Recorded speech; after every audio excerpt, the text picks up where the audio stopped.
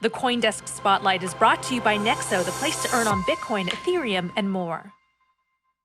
Nigeria's central bank digital currency, the eNaira, is in its second week of operation. So how's it going? Local paper The Cable reporting that the government-run eNaira's Speed Wallet app has over 360,000 downloads from 160 countries around the world just 10 days after its release. Joining us now is Yele Bademosi, CEO and co-founder of Nestcoin in Nigeria. Hi there, Yele. Thanks for joining us. So how is the rollout going?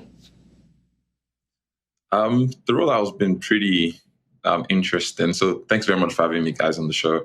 But yeah, the rollout has been pretty interesting. There was, number one, there was a bit of a delay initially in terms of the official launch date. So the government initially wanted to launch it at around the Independence Day, which wasn't met. So it was pushed back a couple of weeks. We finally went live, like you said, about 2 weeks ago.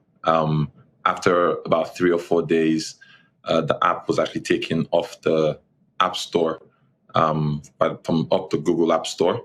But I think there's definitely been a lot of curiosity about like the eNaira, what is it, the Speed Wallet, and why should people use it? But overall, I think it's been more of a curiosity-based response as more than anything.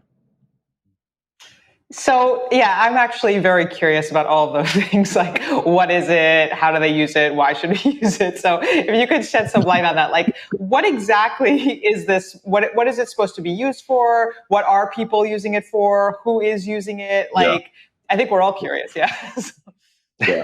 So, I mean, I think like for a lot of Nigerians, these are questions that they're all trying to answer as well.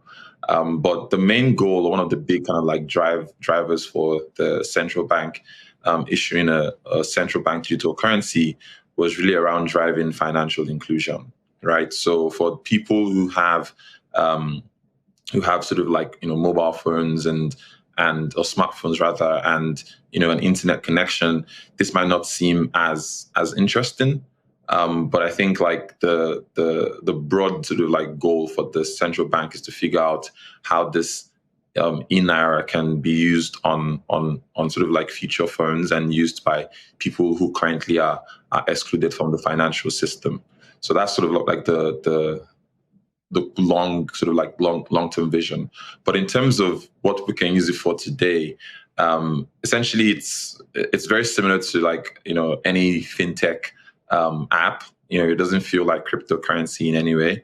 I think of it as a digital currency, really. It's not a ERC20 or any kind of blockchain standard that you can withdraw from the Speed Wallet to on like any of the more permissionless blockchains. But to be honest, like the UX is pretty sleek. I have to give the government credit, but the jury's still out on this one. I'm not so sure if people are going to really transition from digital payments into the eNaira.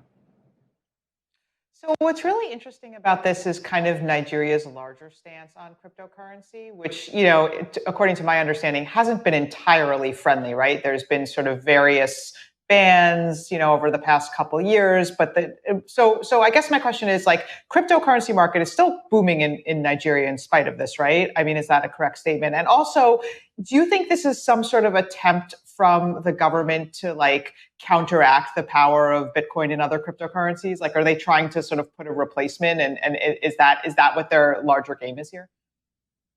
Yeah. So, I mean, I think like, I try to use the word restrictions as opposed to ban, in that in Nigeria, the Bitcoin or cryptocurrency isn't illegal. In fact, there are sort of lawyers and legal opinion that actually states that the central bank doesn't have the authority to make cryptocurrency legal, and that has to go through the National Assembly, which hasn't been done. There was a recent ruling a couple of weeks ago whereby a high court judge actually instructed a bank to unfreeze the account of one of the startups who was accused wrongly about sort of using or transacting in cryptocurrency. So that was a huge sort of like landmark, precedence for all of us that are, pro crypto across Africa and Nigeria. But in terms of the relationship, is really an interesting paradox, right? So where you have like this restrictions around crypto, but at the same time, the central bank is also its own digital currency. So that is definitely something that is interesting and of note. So yeah, very few populations in the world are as pro or crypto friendly as that of Nigeria. But so are there concerns among the people about a centralized government controlled digital currency? And is that do you think why we have this issue of lack of adoption or at least a subtle situation there? Yeah, so I think the reaction right now still feels very much like apathy. And I think this is kind of consistent across the continent and Nigeria especially, right? So people do want access to crypto, primarily because they see it as an opportunity to earn and make a living, right? So, one of the stats I like to talk about most is that you have 40% of our population earning less than $2 a day, right? And in with drop of inflation, and so being able to kind of like access financial services, something that or a more reliable economic system is something that is a deep-seated desire, right? So